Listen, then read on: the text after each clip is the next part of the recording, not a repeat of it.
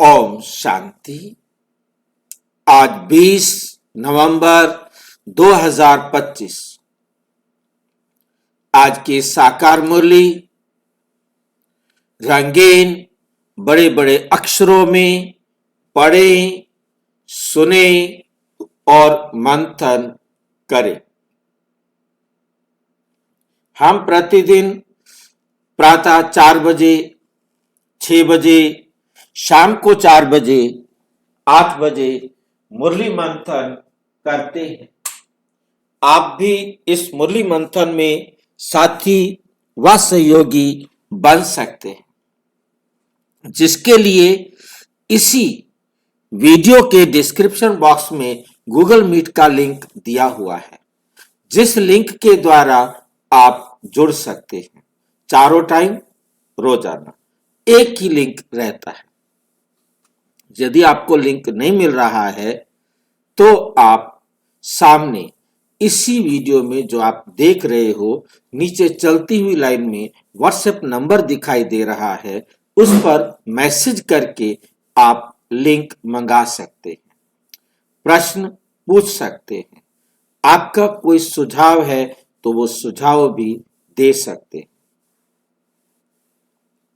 अच्छा, ओम शांति।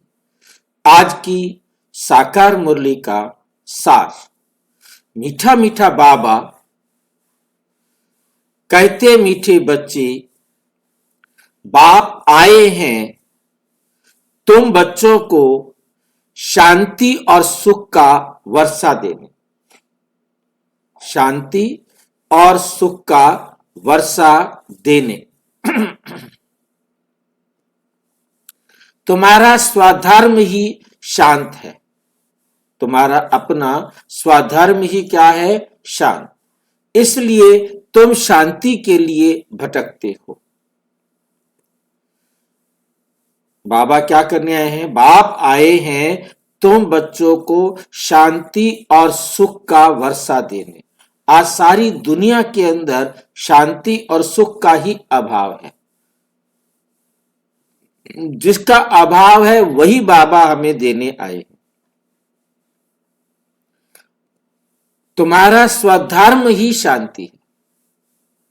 बाबा कहते तुम्हारा अपना स्वधर्म ही क्या है? शांति। इसलिए तुम शांति के लिए भटकते नहीं हो। इसलिए तुम शांति के लिए भटकते नहीं हो। दुनिया सारी शांति के लिए भटकती है, हम नहीं भटकते, क्योंकि हमें यह समझ में आ गया है स्वधर्म। हाँ, शांति जो है वो हमारा अपना धर्म है, हम उसको धारण करें। अब हमें उधर उधर जाकर कहीं भटकने की जरूरत नहीं, वरना सारी दुनिया शांति के लिए भटक रही थी। हम भी उनमें शामिल थे, हम कोई उनसे अलग नहीं थे। हम भी सारी दुनिया में भटक रहे थे। अब बाबा ने आकर हमें बहुत अच्छी तरह से समझाया, ठीक है नहीं? तो अब हम समझ गए हैं कि शांति तो हमारा स्वधर्म है। उसे बाहर कहीं मंदिर में, मस्जिद में, गुरुद्वारे में, जंगल में, पहाड़ में, या क्या कहते हैं समुद्र के किनारे, नदी के किनारे, कहीं भी जाने की जरूरत नहीं। इसलिए तुम शांति के लिए भटकते नहीं हो। प्रश्न। अभी तुम बच्चे 21 जन्म के लिए अखुट खजानों में वजन करने योग्य बनते हो। अभी तुम 21 जन्मों के लिए अखुट खजानों में वजन करने योग्य बनते हो। ये क्या मतलब होता है वजन करना?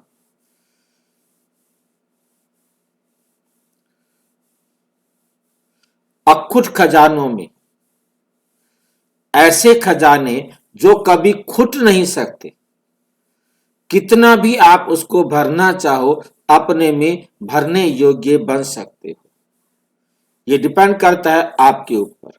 बाबा ने तो सारे खजाने आपके सामने रख दिए हैं। जितना ज्ञान का, गुणों का, शक्तियों का, शांति का, पवित्रता का, जितना भी खजाना भरना चाहो भर सकते हो। भरने की शर्त हम सबको मालूम है। क्या है अपने खजाने को भरने की शर्त? जितना बांटोगे उतना मिलेगा। बांटोगे, दूसरों को दे दो। जो दूसरों को दोगे वो तुम्हें देगा। आप नहीं दोगे तो तुम्हें कोई देने वाला नहीं।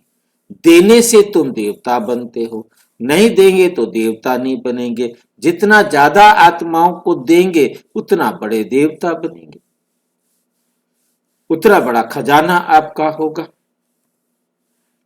क्योंकि बाप जब नई सृष्टि रचते हैं तब तुम बच्चे उनको उनके मददगार बनते हो। अपना सब कुछ उनके कार्य में सफल करते हो। इसलिए बाप उसके रिटर्न में 21 जन्मों के लिए तुम्हें अखुट खजानों में ऐसा वजन करते हैं जो कभी धन भी नहीं खुटता, दुख भी नहीं आता, अकाले मृत्यु भी नहीं होती। अब भी आप देते हो तो वो इतना खजाना आपका जमा हो जाता है, फिर आपको 21 जन्म प्रारब्ध के रूप में सब मिलता रहता है। नहीं दे के जाएंगे देगा कोई? यदि आप अभी नहीं दे के जाओगे तो आपको सतयुग में कोई देगा? कोई नहीं देगा भाई। कोई नहीं देगा। जितनों को दे के जाएंगे उतने देंगे। कहां हिसाब लगाने के चक्कर में डाल दिया बाबा ने हमें। अच्छे भले भक्ति कर रहे थे, खुश रहते थे, भगवान हमारा ये कर दियो, ये कर दियो, ये कर दियो। अब सारा कुछ छीन लिया, मैं नहीं करूंगा कुछ भी। सारा कुछ करना है तो तुम्हें करना है, करो तुम्हारी मर्जी, नहीं करो तुम्हारी मर्जी। मिलेगा तुम्हें तुम्हारी करने का। कुछ नहीं करेंगे, हमको ही करना पड़ेगा सब। हाँ, हमको ही करना पड़ेगा।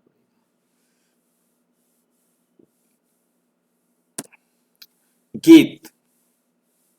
मुझको सहारा देने वाले तेरा शुक्रिया। ओम शांति। मीठे मीठे रूहानी बच्चों को ओम का अर्थ तो सुनाया है। कोई कोई सिर्फ ओम कहते हैं, परंतु कहना चाहिए ओम शांति।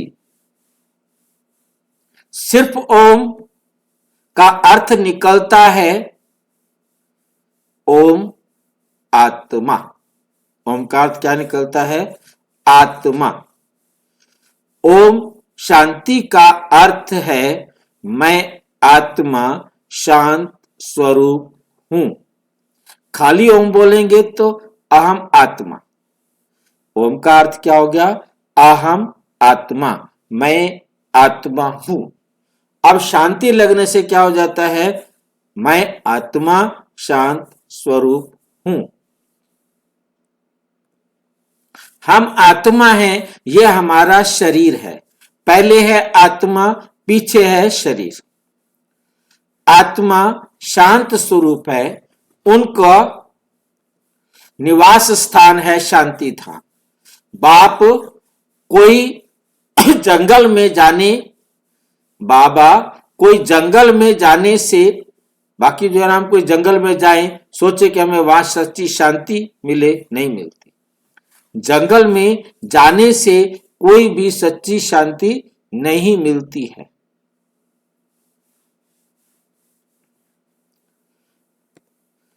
सच्ची शांति मिलनी ही है तब जब घर जाते।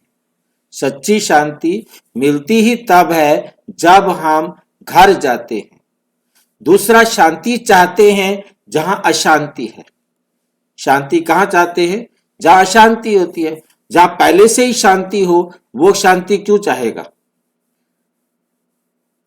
यह अशांति का दुख विनाश हो जाएगा, फिर शांति हो जाएगी।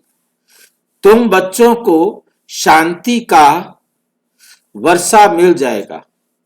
वहां ना घर में ना बाहर, राजधानी में अशांति होती है। उसको कहा जाता है शांति का राज्य। यहां है अशांति का राज्य, क्योंकि रावण राज्य है, वो है ईश्वर का राज स्थापन, वे है ईश्वर का स्थापन किया हुआ राज्य। फिर द्वापर के बाद आसुरी राज्य होता है। असुरों को कभी शांति होती नहीं, असुरों को कभी शांति होती नहीं। घर में, दुकान में, जहां तहां अशांति ही अशांति होगी। 5 विकार रूपी रावण राज्य अशांति फैलाते हैं। रावण क्या चीज है, ये कोई भी विद्वान पंडित आदि नहीं जानते, समझते नहीं। हम वर्ष वर्ष रावण को क्यों जलाते हैं, हम वर्ष वर्ष रावण को क्यों जलाते हैं। ये सतयुग त्रेता में ये रावण होता ही नहीं, वह है ही देवी राज्य। ईश्वर बाबा देवी राज्य की स्थापना करते हैं। तुम्हारे द्वारा अकेले तो नहीं, अकेले तो नहीं करते। तुम मीठे मीठे बच्चे ईश्वर के मददगार हो, आगे थे रावण के मददगार। अब ईश्वर आकर सर्व की सद्गति कर रहे हैं, पवित्रता, सुख, शांति की स्थापना करते हैं। तुम बच्चों को ज्ञान का अब तीसरा नेत्र मिला है। सतयुग त्रेता में दुख की बात नहीं, कोई गाली आदि नहीं देते, गंध नहीं खाते। यहां तो देखो गंध कितना खाते हैं। दिखाते हैं श्री कृष्ण को गौएं बहुत प्यारी लगती हैं, बहुत प्यारी लगती थी। ऐसे नहीं कि श्री कृष्ण कोई ग्वाला था, गौ की पालना करते थे, नहीं। वहां की गौ और यहां की गौ में बहुत फर्क है। वहां की गायें सतो प्रधान बहुत सुंदर होती हैं, जैसे सुंदर देवताएं वैसे गायें, देखने से ही दिल खुश हो जाए। वो है ही स्वर्ग, ये है नर्क। सभी स्वर्ग को याद करते हैं। स्वर्ग और नर्क में रात दिन का फर्क है। रात होती है अंधियारी, दिन में है सोजरा। ब्रह्मा का दिन गोया ब्रह्मा वंशियों का भी दिन हो जाता है। पहले तुम भी घोर अंधियारी रात में थे। इस समय भक्ति का कितना जोर है। महात्मा आदि को सोने में वजन करते रहते हैं। किसी महात्मा को तोलेंगे सोने से, चांदी से, हमने चर्चा की हुई है, हीरे से, पैसे से, लड्डू से, किसी चीज से भी तोलते हैं, वो उसी को दे देते हैं। क्योंकि शास्त्रों में बहुत विद्वान है। यहां भी बाबा ने क्या कहा, वजन करना। हमारे लिए क्या कहा था, जितना जितना आप शांति पवित्रता बांटेंगे, सुख बांटेंगे, उतना आपका वजन होगा। याद आ रहा है आपको?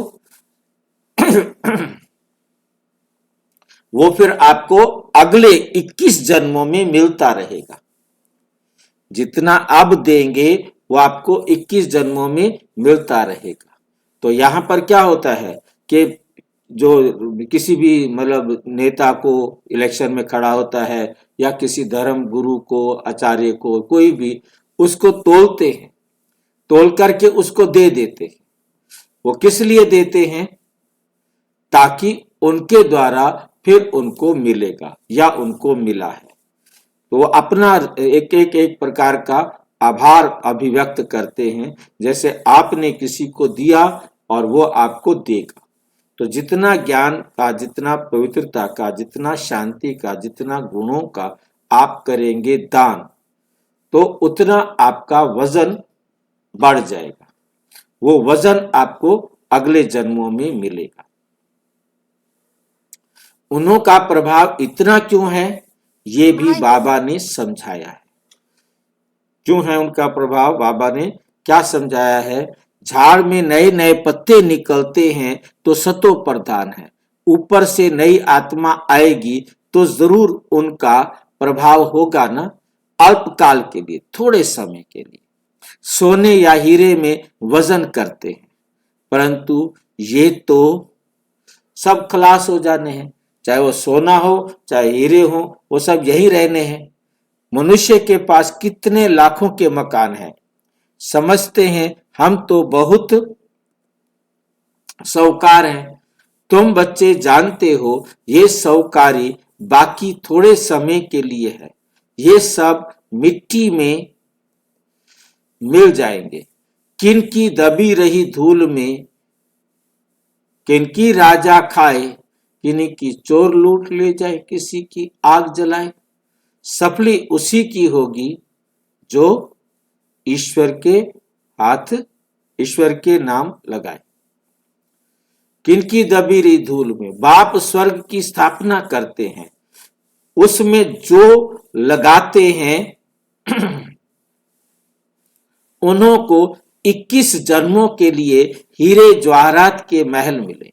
उनको क्या मिलेंगे? 21 जन्मों के लिए हीरे जवाहरात के महल मिलेंगे। यहां तो एक जन्म के लिए मिलते हैं, वहां तुम्हारा 21 जन्म चलेगा। इन आंखों से जो कुछ भी देखते हो, शरीर सहित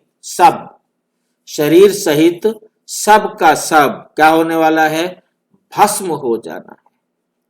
तुम बच्चों को दिव्य दृष्टि द्वारा साक्षात्कार भी होता है, विनाश होगा, फिर इन लक्ष्मी नारायण का राज्य होगा।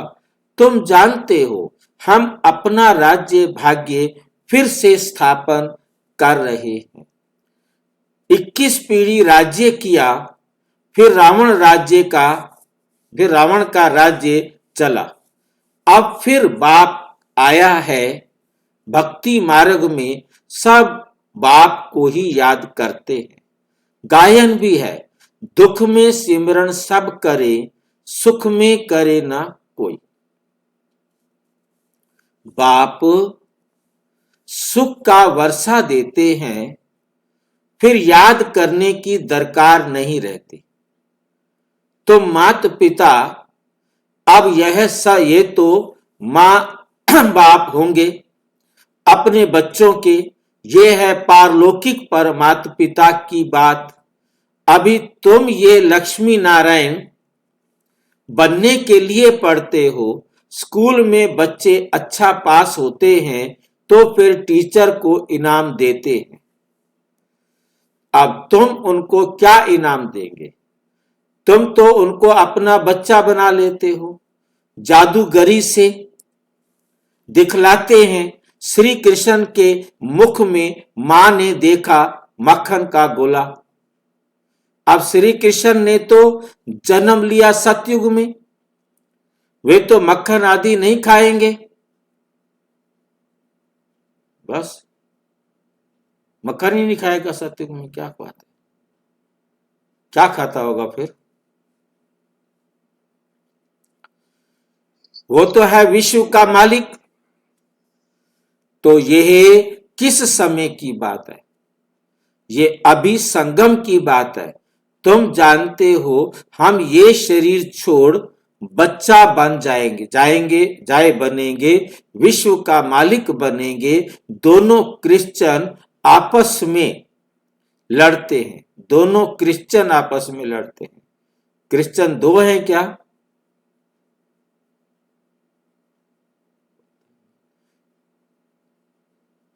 क्रिश्चियन दो होते हैं क्या? नहीं, कैसे भाई जी दो होते हैं? क्रिश्चियंस दो हैं, एक है कैथोलिक, एक है प्रोटेस्टेंट। जैसे मुस्लिम दो हैं, एक है शिया, एक है सुन्नी। इसी प्रकार से मतलब सभी के अंदर ऐसे मत मितंतर बहुत ज्यादा है। ये मेन दो हैं और उसके बाद इनकी ब्रांचेस बहुत है। जैसे हमारे सनातन धर्म के अंदर बहुत ब्रांचेस हैं, ऐसे ही इनके अंदर भी सभी धर्मों के अंदर बहुत ब्रांचेस हैं। ठीक है नहीं? मुस्लिम सारे एक नहीं है, इनके अंदर सैकड़ों ब्रांचेस हैं। तो मुस्लिम एक प्रकार के नहीं होते हैं। तो इसी प्रकार से सभी के लिए, तो बाबा कहते हैं कि दोनों आपस में लड़ेंगे, एक है प्रोटेस्टेंट, एक है क्रिश्चियन। जैसे शिया और सुन्नी ये एक दूसरे के कट्टर दुश्मन होते हैं, मुसलमान भी। ऐसे ही राम के भक्त और कृष्ण के भक्त ये भी, मतलब वो कहेगा राम भगवान है तो वो कहेगा कृष्ण भगवान है, वो कहता है मेरा बड़ा है तो वो कहता है मेरा बड़ा, करते रहो बड़े। सबके अंदर ये भेद रहता है।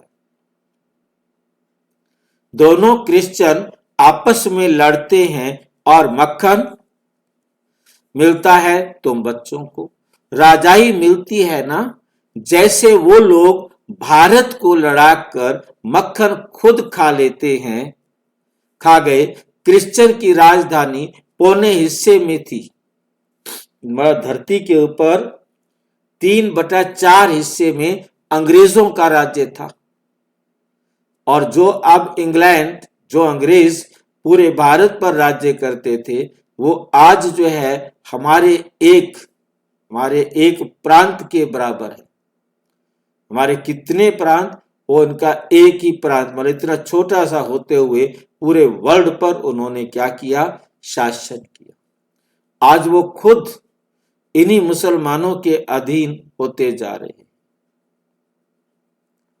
पौने हिस्से में थे, पीछे आहिस्ते आहिस्ते छूटती गई है।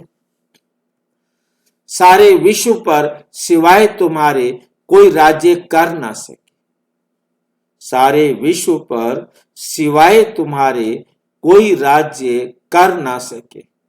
तुम अभी ईश्वरीय संतान बने हो, अभी तुम ब्रह्मांड के मालिक और विश्व के मालिक बनते हो। विश्व में ब्रह्मांड नहीं आया। क्या समझ में आया? तुम ब्रह्मांड के मालिक बनते हो, मालिक और विश्व के मालिक दोनों के बनते हो। विश्व में ब्रह्मांड नहीं आया, मतलब जब हम विश्व की बात करते हैं तो उसमें ब्रह्मांड नहीं होता। ब्रह्मांड अलग है, विश्व अलग है।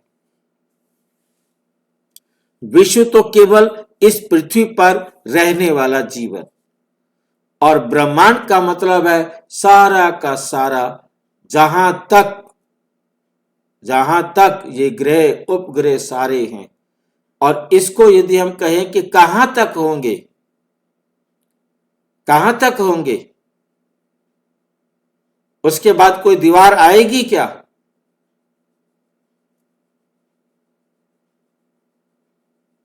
सोचकर देखो कि कहां तक ये ग्रह उपग्रह तारे कहां तक होंगे।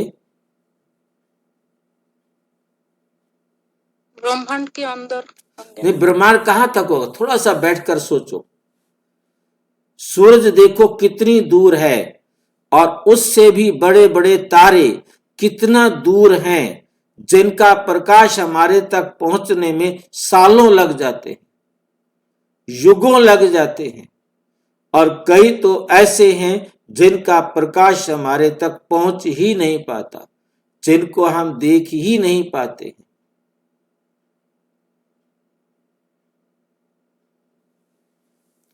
कितना बड़ा होगा, कहीं उसका अंत नहीं।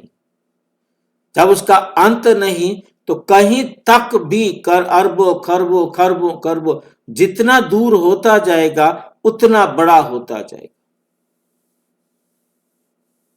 कितना बड़ा है जिसको आप कोई भी अनुमान नहीं लगा सकते कि इसके बाद कुछ नहीं है। बाबा ने कह दिया इसके बाद कुछ नहीं है। इसको बहुत बहुत अच्छी तरह से ध्यान से बैठकर सोचे कोई तो उसे समझ में आ सकता है।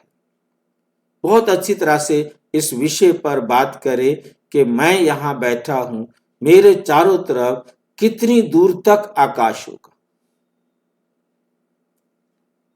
कितनी दूर तक आकाश होगा। क्या उसके बाद कहीं कोई अंत आ जाएगा? क्या अब इसके बाद आकाश नहीं है? आएगा?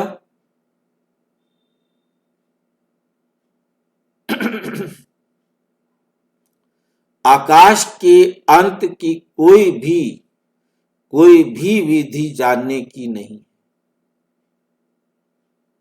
ये सारा राज सिर्फ परम पिता परमात्मा ही जानता है।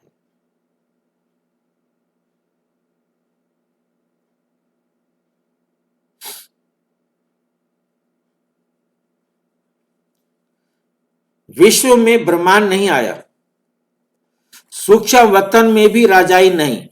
सतयुग, त्रेता, द्वापुर, कलयुग, ये चक्र यहां स्थूल वतन में होता है, इस पृथ्वी पर होता है ये चक्र। सतयुग, त्रेता, द्वापुर, कलयुग, ये चारों युगों का जो चक्र है वो सिर्फ और सिर्फ कहां होता है? इसी पृथ्वी पर होता है। ध्यान में आत्मा कहां जाती नहीं। क्या सुनाई दिया आपको? क्या समझ में आया? ध्यान में आत्मा कहां जाती नहीं। आत्मा निकल जाए तो शरीर खत्म हो जाए। ये सब है साक्षात्कार। ये सब क्या है? साक्षात्कार। रिद्धि सिद्धि द्वारा ऐसे भी साक्षात्कार होते हैं जो यहां बैठे विलायत की पार्लियामेंट आदि देख सकते हैं। बाबा के हाथ में फिर है दिव्य दृष्टि की चाबी। तुम यहां बैठे लंदन देख सकते हो। औजार आदि कुछ भी नहीं खरीद करना पड़े। ड्रामा अनुसार उस समय पर यह साक्षात्कार होता है जो ड्रामा पहले से ही नूंद है। जैसे दिखाते हैं भगवान ने अर्जुन को साक्षात्कार कराया, ड्रामा अनुसार उनको साक्षात्कार होना था। ये भी नूंद है, कोई की बढ़ाई नहीं, कोई की बढ़ाई नहीं।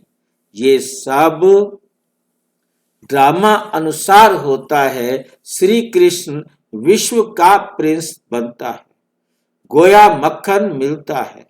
ये भी कोई जानते नहीं कि विश्व किसको ब्रह्मांड किसको कहा जाता है। ब्रह्मांड में तुम आत्माएं निवास करती हो। सूक्ष्म वतन में आना जाना साक्षात्कार आदि इस समय होता है। फिर 5000 वर्ष सूक्ष्म वतन का नाम नहीं होता। कहा जाता है देवता ब्रह्मा देवताय नमः, विष्णु देवताय नमः, शंकर देवताय नमः। उन तीनों को देवता कहते हैं। और शिव को क्या कहते हैं? शिव परमात्माय नमः। तो सबसे ऊंच हो गया ना, उनको कहा जाता है भगवान। वे देवताएं हैं, तुम मनुष्य, परंतु वो देवताएं हैं और तुम कौन हो? मनुष्य, परंतु देवी गुण वाले। मनुष्य कौन से हो? देवी गुण वाले। 4-8 भुजा वाले मनुष्य होते नहीं, वहां भी 2 भुजा वाले ही मनुष्य होते। सतयुग में भी 2 भुजा वाले ही मनुष्य होते हैं, परंतु संपूर्ण पवित्र। अपवित्रता की बात ही नहीं है, परंतु क्या है? वो संपूर्ण पवित्र है, अपवित्रता की बात ही नहीं। अकाले मृत्यु कभी होती नहीं। तो तुम बच्चों को बहुत खुशी रहनी चाहिए। हम आत्मा इस शरीर द्वारा बाबा को तो देखें। देखने में तो शरीर आता है, परंतु परमात्मा अथवा आत्मा को देख नहीं सकते। आत्मा और परमात्मा को जानना होता है, देखने लिए फिर दिव्य दृष्टि मिलती है और सब चीजें दिव्य दृष्टि से बड़ी देखने में आती है। दिव्य दृष्टि से सभी चीजें बड़ी देखने में आती हैं, आएंगी। और राजधानी बड़ी देखने में आएगी। आत्मा तो है बिंदी, बिंदी को देखने से तुम कुछ भी नहीं समझेंगे, बिंदी को देखने से तुम कुछ भी नहीं समझेंगे। आत्मा तो बहुत महीन है, आत्मा क्या है? बहुत महीन है। डॉक्टर्स आदि ने कोशिश की है आत्मा को पकड़ने की, कि किसी तरीके से आत्मा को पकड़ सके, परंतु किसी को पता नहीं पड़ता। वो लोग तो सोने हीरे में वजन करते हैं। तुम जन्म जन्मांतर पदमपति बनते हो। क्या बनते हैं हम? पदमपति बनते हो। तुम जन्म जन्मांतर पदमपति बनते हो। तुम्हारा बाहर का शो जरा भी नहीं, बाहर का दिखावा कोई भी नहीं। पदमपति किसे कहेंगे? पदमपति का मतलब ये नहीं है कि हमारे पास पद्मों रुपए हो जाते हैं। पद्म का मतलब है पवित्र, पद्म का मतलब है न्यारे और प्यारे। आप ऐसे कर्मों के मालिक बन जाते हैं जो पद्म पवित्र कर्म है। कर्म आपने पवित्र किए हैं, न्यारे प्यारे होकर कर्म किए हैं, तो आप उसके पद्मपति बनते हो, उन पद्म पवित्र कर्मों के मालिक बनते हो। बाकी कोई ऐसा नहीं है कि हमारे खाते में मतलब जो है ना पद्म रुपए जमा हो जाएंगे, या पद्म पाउंड्स जमा हो जाएंगे, या पद्म डॉलर जमा हो जाएंगे। मतलब ऐसा कोई भी बात नहीं है। तुम्हारा बाहर का शो जरा भी नहीं। साधारण रीति इस रथ में बैठ, साधारण रीति इस रथ में बैठकर पढ़ाते हैं। उनका नाम है भागीरथ। जिस रथ में बाप आकर पढ़ाते हैं वो है भाग्यशाली रथ।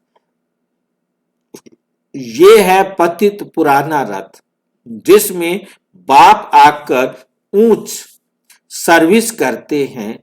बाप कहते हैं मुझे तो अपना शरीर है नहीं, मुझे तो अपना शरीर है नहीं। मैं जो ज्ञान का सागर प्रेम का सागर हूं, तो तुमको वर्षा कैसे दूं? मेरे पास अपने पास शरीर नहीं है ना, ऊपर से तो नहीं दूंगा ना। क्या प्रेरणा से पढ़ाऊंगा? जरूर आना पड़ेगा ना। भक्ति मार्ग में मुझे पूजते हैं, सबको प्यारा लगता हूं। गांधी नेहरू का चित्र प्यारा लगता है, उनके शरीर को याद करते हैं। आत्मा जो अविनाशी है उसने जाकर दूसरा जन्म ले लिया। बाकी विनाशी चित्र आदि को याद करते हैं। वे भूत पूजा हुई ना, समाधि बनाकर उन पर फूल आदि बैठ चढ़ाते हैं। ये है यादगार। शिव के कितने मंदिर हैं, सबसे बड़ा यादगार शिव का है। सोमनाथ मंदिर का गायन है, मैं मोहम्मद गजनवी ने आकर लूटा था। तुम्हारे पास इतना धन रहता था। बाबा तुम बच्चों को रत्नों में वजन करते हैं, खुद को वजन करना नहीं, वजन नहीं कराता हूं। मैं इतना धनवान बनता नहीं हूं, तुमको बनाता हूं। उनको तो आज वजन किया कल मर जाएंगे, धन कोई काम नहीं आएगा। तुमको तो बाप अखुट खजानों में ऐसा वजन करते हैं जो 21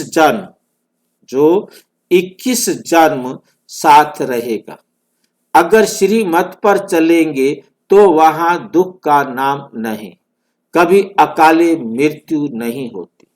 वहां कभी भी दुख नहीं होता, कभी भी अकाले मृत्यु नहीं होती। मौत से डरेंगे नहीं। यहां कितना डरते हैं, रोते हैं वहां इतनी खुशी होती है कि हम जाकर क्या बनेंगे? प्रिंस बनेंगे। हम जाकर वहां प्रिंस बनेंगे, सतयुग के प्रिंस प्रिंसेस बनेंगे। जादूगर, सौदागर, रत्नागर ये शिव परमात्मा को कहा जाता है। तुमको भी साक्षात्कार कराते हैं। तुमको भी क्या कराते हैं? साक्षात्कार कराते हैं। ऐसे प्रिंस बनेंगे। आजकल बाबा ने साक्षात्कार का पाठ बंद कर दिया है। आजकल बाबा ने साक्षात्कार का पाठ बंद कर दिया है। अभी बाप ज्ञान से तुम्हारी सदगति करते हैं।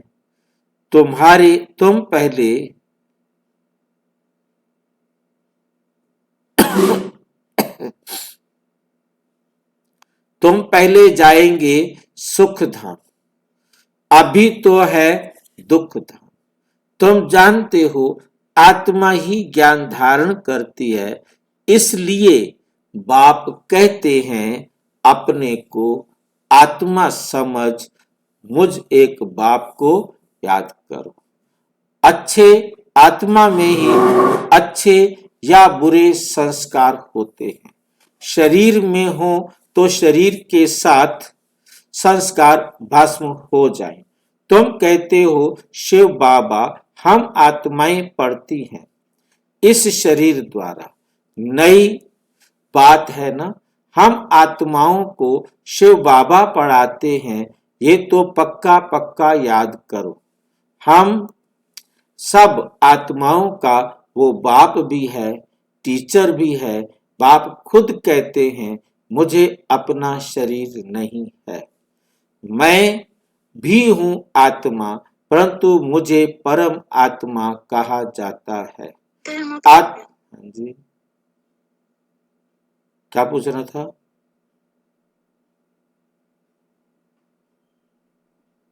आत्मा, मैं भी हूं आत्मा, परंतु मुझे परम आत्मा कहा जाता है। आत्मा ही सब कुछ करती है, बाकी शरीर के नाम बदलते हैं। आत्मा तो आत्मा ही है। मैं परम आत्मा तुम्हारे माफिक पुनर्जन्म नहीं लेता हूं। मेरा ड्रामा में पार्ट ही ऐसा है जो मैं इनमें प्रवेश कर तुमको सुना रहा हूं। इसलिए इनको भाग्यशाली रथ कहा जाता है। इनको पुरानी जुत्ती भी कहते हैं। शिव बाबा ने भी पुराना लॉन्ग बूट पहना है। बाप कहते हैं मैंने इसमें बहुत जन्मों के अंत में प्रवेश किया है। पहले पहले ये बनते हैं तत्व, ऐसे ही तुम भी बनते हो। बाबा कहते हैं तुम तो जवान हो, मेरे से जास्ती पढ़कर उच्च पद पाना चाहिए, परंतु मेरे साथ बाबा है तो मुझे घड़ी घड़ी उनकी याद आती है। मुझे घड़ी घड़ी उनकी याद आती है। बाबा मेरे साथ सोता भी है, परंतु बाबा मुझे भाकी नहीं पहन सकते, गले नहीं लगा सकते। तुमको भाकी पहनते हैं, तुम भाग्यशाली हो ना। बाबा मुझे भाकी नहीं पहन सकते, तुमको भाकी पहनते हैं, तुम भाग्यशाली हो ना। ये क्या चक्कर है?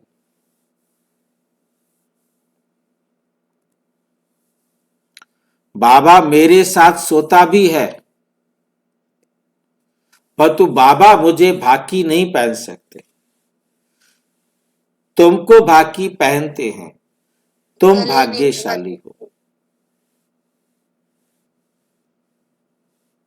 भाई जी ब्रह्मा तन में आके भाती लगाते हैं। ब्रह्मा बाबा गले में भाती लगाते हैं शरीर में आके। बाबा के शरीर में आते हैं। ध्यान से देखो, पहली बात यह है, बाबा मेरे साथ सोता है। ब्रह्मा बाबा कह रहे हैं बाबा शिव बाबा मेरे साथ सोता भी है।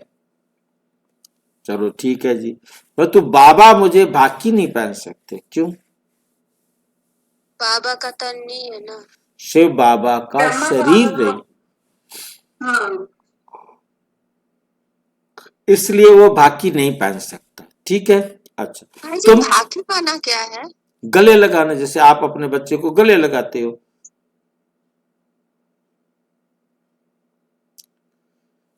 तो मतलब यहां देखो कि बाबा मेरे साथ सोता है, शिव बाबा ब्रह्मा बाबा के साथ सोता भी है, परंतु बाबा मुझे भाकी नहीं पहन सकते, वो मुझे अपने गले नहीं लगा सकते, क्योंकि उनके पास शरीर नहीं है। ये तो समझ में आ गई बात। तुमको भाकी नहीं। पहनते हैं। बाबा सोने के लिए आते हैं। भाई अब कुछ भी कह दे, सोना उनको क्या करना है सो करके, ठीक नहीं। बस साथ का अनुभव, जैसे ब्रह्मा बाबा लेटे हैं तो शिव बाबा भी उनके साथ, आत्मा तो दोनों आ गई ना, परंतु वो भाकी नहीं पहनते। जैसे बच्चे को माँ गले लगाती है, ऐसे शिव बाबा ब्रह्मा बाबा को गले नहीं लगाते। अच्छा, दूसरी बात क्या है, तुमको भाकी पहनते हैं। हमें शिव बाबा कैसे भाकी पहनता होगा? ब्रह्मा बाबा के तन में आते हैं, जब हम ब्रह्मा बाबा को गले लगाते हैं तो भाकी पहन लेते हैं।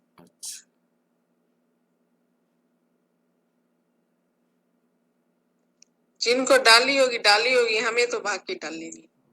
हमने तो डाली नहीं। ब्रह्मा बाबा जब किसी को बच्चे आते थे, बाबा से मिलते थे, बाबा गले लगाते थे, तो शिव बाबा भाकी पहनते थे। भाई जी हम तो सूक्ष्म बतन में भाकी पहन लेते, साकार में नहीं पहना तो क्या होगा? हाँ ठीक बात, हमारी सूक्ष्म भाकी है। तुम भाग्यशाली हो ना, तुम भाग्यशाली हो ना। शिव बाबा ने जो शरीर लोन लिया है, तुम उनको भाकी पहन सकते हो। शिव बाबा ने ब्रह्मा बाबा का शरीर किराए पर लिया है, तुम उससे गले लगा सकते हो। मैं कैसे पहनूं? मुझे तो ये भी नसीब नहीं है। ब्रह्मा बाबा कहते मैं कैसे शिव बाबा को गले लगाऊं, ये तो मेरे नसीब में नहीं है। इसलिए तुम लक्की हो।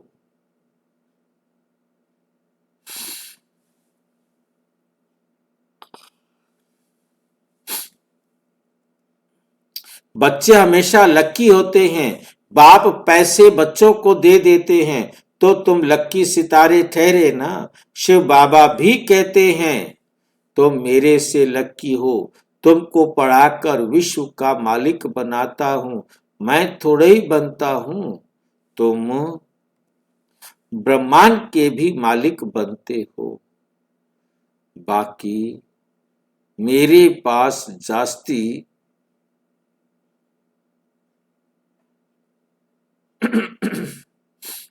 मेरे पास जास्ती दिव्य दृष्टि की चाबियां हैं।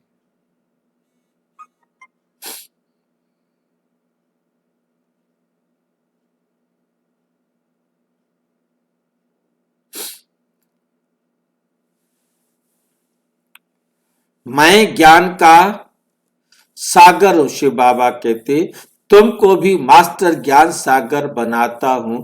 तुम इस सारे चक्र के राज को जान चक्रवर्ती राजा महाराजा महारानी बनते हो। मैं थोड़े ही बनता हूं। बूढ़े होते हैं तो फिर बच्चों को मिलकर खुद वानप्रस्थ में चले जाते हैं।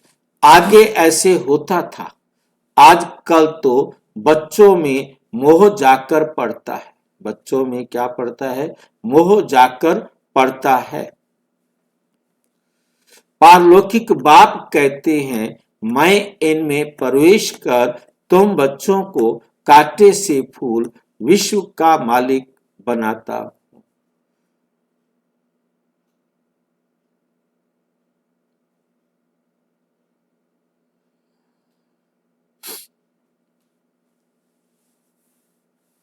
मैं इनमें प्रवेश कर तुम बच्चों को कांटे से फूल विश्व का मालिक बनाए, आधा कल्प के लिए सदा सुखी बनाए, मैं वानप्रस्थ में बैठ जाता हूं। ये सब बातें शास्त्रों में थोड़े ही हैं। सन्यासी उदासी शास्त्रों की बातें सुनाते हैं। बाप तो ज्ञान का सागर है, खुद कहते हैं ये वेद शास्त्र आदि सब भक्ति मार्ग की सामग्री है। ज्ञान सागर तो मैं ही हूं, ज्ञान सागर तो मैं ही हूं। अच्छा, मीठे मीठे सिक्की लधे बच्चों प्रति माता पिता बाप दादा का याद प्यार और गुड मॉर्निंग। रूहानी बाप की रूहानी बच्चों को नमस्ते। हम रूहानी बच्चों की रूहानी बाप दादा को नमस्ते नमस्ते नमस्ते। धारणा के लिए मुख्य सार, इन आंखों से शरीर सहित जो भी दिखाई देता है ये सब भस्म हो जाना। इतने सख्त बातें इतने आराम से बाबा कह देते हैं।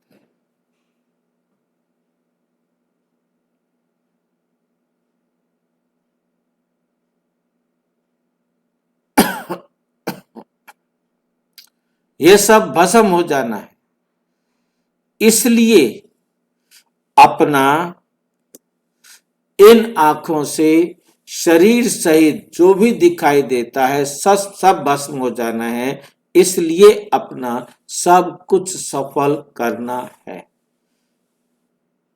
सफल करने का तरीका क्या है?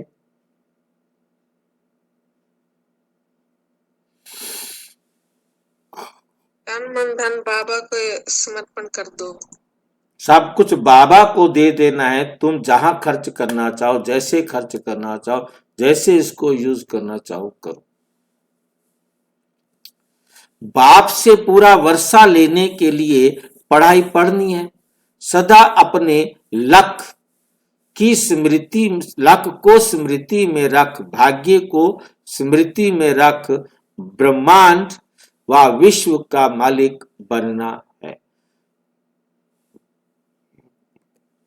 वरदान, वह ड्रामा वह की स्मृति से अनेकों की सेवा करने वाले सदा खुशनुमा भव। इस ड्रामा की कोई भी सीन देखते हुए वह ड्रामा वह की स्मृति रहे तो कभी भी घबराएंगे नहीं, क्योंकि ड्रामा का ज्ञान मिला कि वर्तमान समय कल्याणकारी युग है। इनमें जो भी दृश्य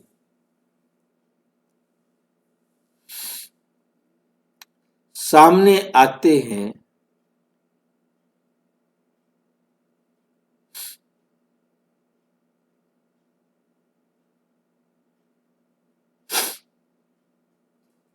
वर्तमान में कल्याण दिखाई ना भी दे रहा हो, लेकिन भविष्य में समाया हुआ है। और वर्तमान में आपको लगेगा कि मेरा घाटा हो रहा है, परंतु भविष्य में आपको महसूस होगा अच्छा हुआ।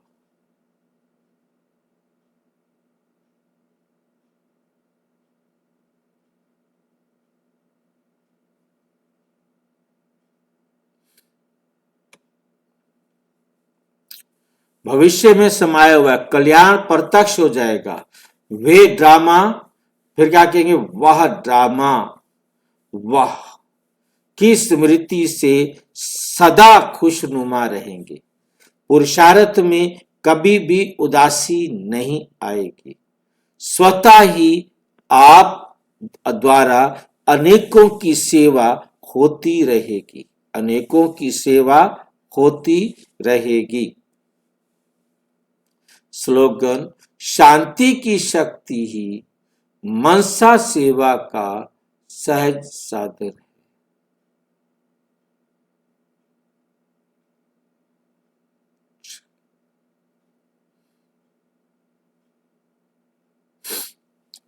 जहां शांति की शक्ति है वहां संतुष्टता है।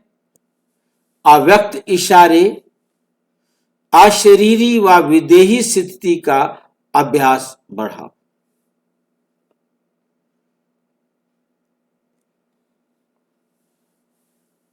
जितना अव्यक्त लाइट रूप में स्थित रहोगे उतना शरीर से परे का आभास होगा। होने के कारण यदि 2-3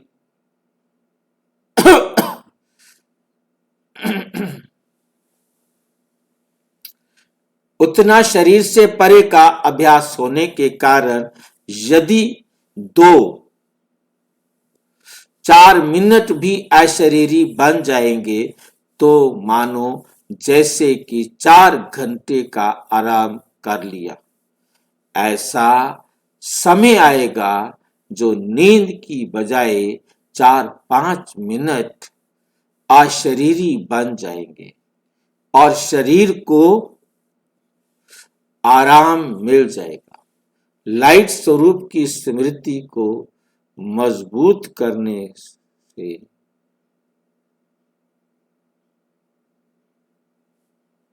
भाई जी, हाँ जी, औसरी हाँ जी, औसरी बनना बना बाबा का श्रीमत अनुसार चलना, अशरीरी बनना बाबा का श्रीमत अनुसार चलना। देखो अशरीरी बनना श्रीमत बाबा की पहली श्रीमत है कि तुम आत्मा हो, तुम ये शरीर नहीं हो। तो यही जो बाबा की पहली मत आ जाती है उसको थोड़ा हटा दे, ठीक है।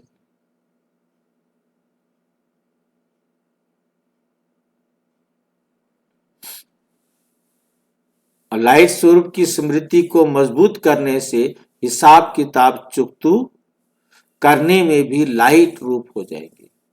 भारी नहीं लगेगा, बोझा नहीं लगेगा, एकदम हल्के हो जाएंगे।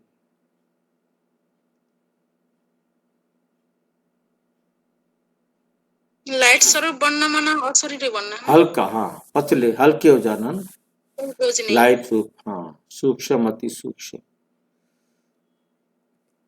अच्छा, ओम शांति। और विस्तार से जानने के लिए प्रजापिता ब्रह्मा कुमारी ईश्वरीय विश्वविद्यालय के किसी भी सेवा केंद्र पर संपर्क करें और यदि कोई प्रश्न है तो 9213106986 पर केवल टेलीग्राम करें। 9650692270 पर केवल व्हाट्सएप करें, फोन नहीं। ओम शांति।